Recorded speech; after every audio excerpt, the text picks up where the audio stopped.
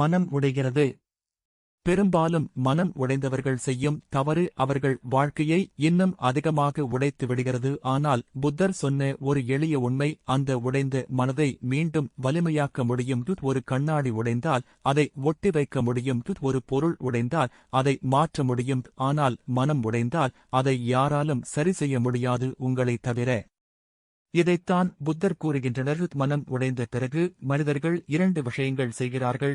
ஒன்று, தங்களை காயப்படுத்தியவர்களை நினைத்து அழுகிறார்கள். நான் போதுமானவன் இல்லை என தன்னை தானே குறை கூறிக்கொள்கிறார்கள். இது மிக பெரிய தவறு. உங்களை காயப்படுத்தியது சம்பவம் அல்ல, அதன் மீது உங்களுக்கு உள்ள பற்றுதான்.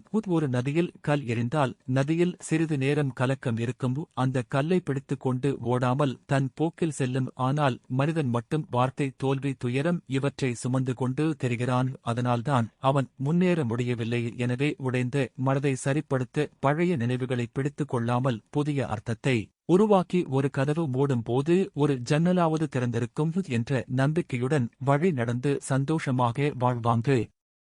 வாழ வாழ்த்துக்கள்.